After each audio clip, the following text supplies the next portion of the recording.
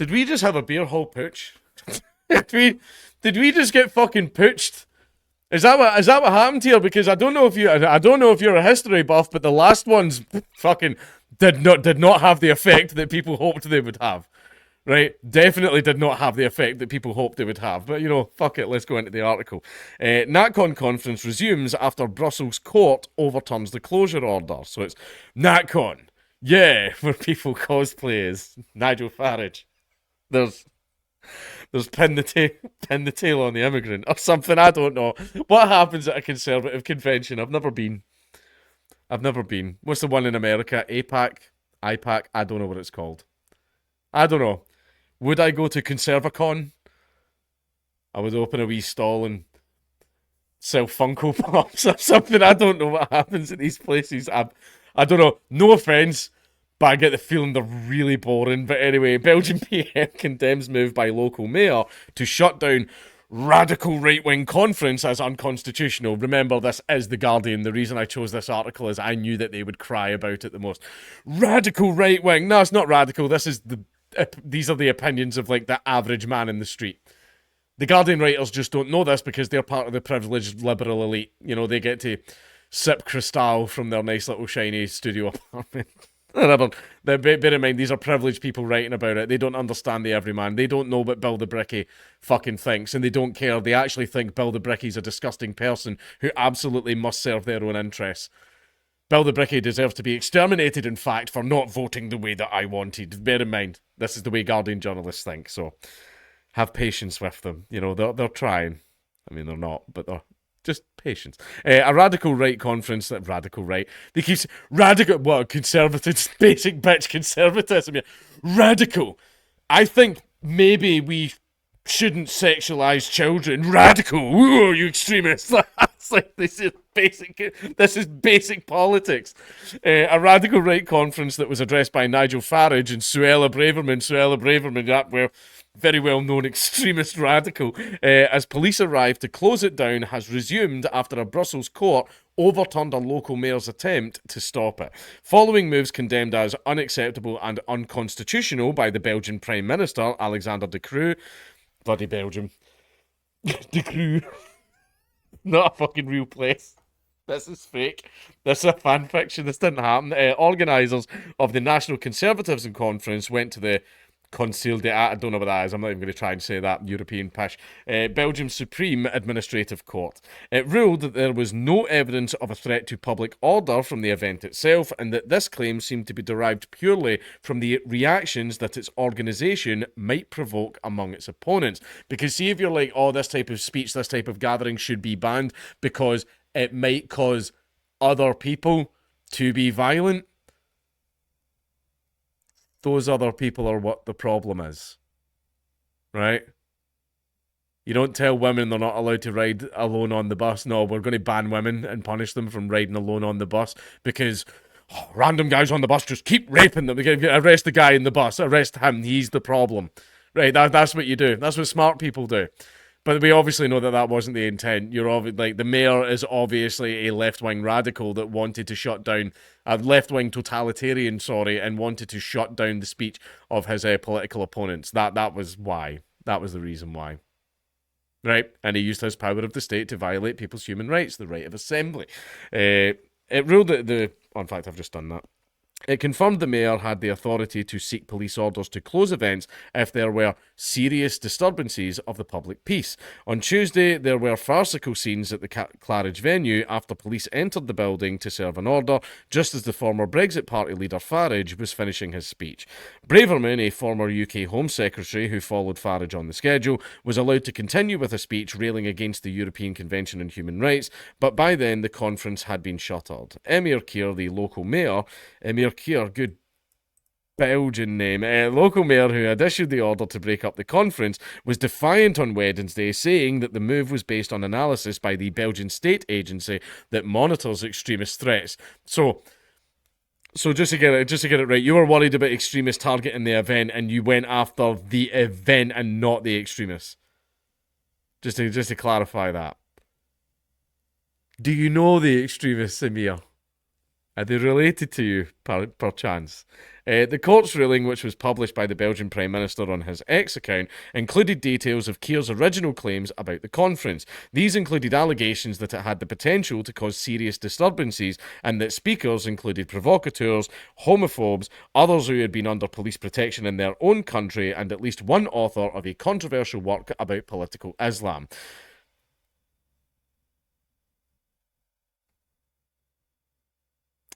Give me a little second. Give me a little second. You know what? Just give me a minute. Just give me a minute.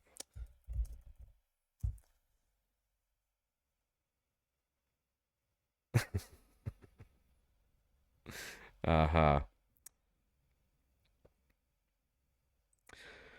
Sorry, I just had to do a little bit of Googling. Oh, look at that. What interesting. Interesting guy. He looks Belgian.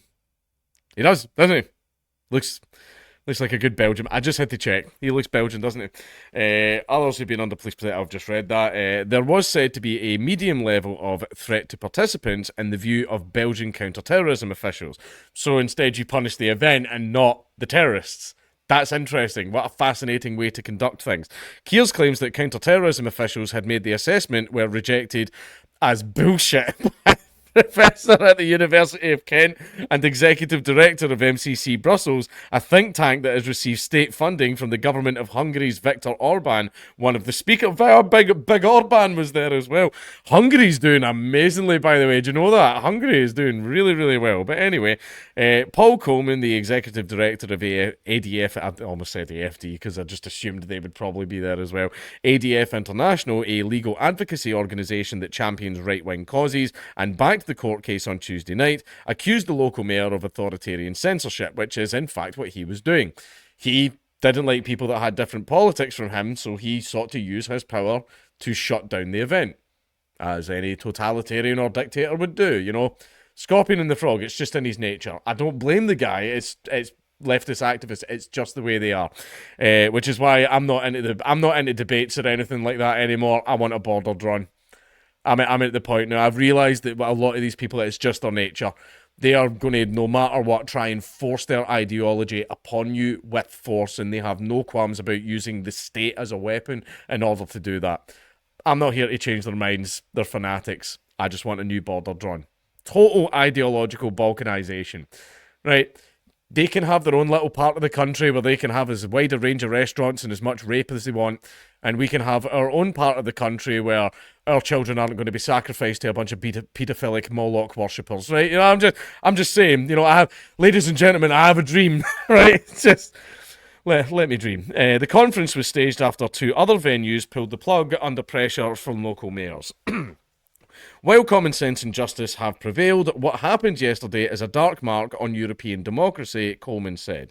The decision by the mayor attracted widespread condemnation from the left and right, as the organisers claim to be victims of cancel culture. I love how they've put it in there as in quotes, as if like, yeah, this so-called cancel culture. You ran a fucking article a couple of weeks ago about one of your journalists that got cancelled, and then you've still got the cheek to deny it, even though they basically it's a whole.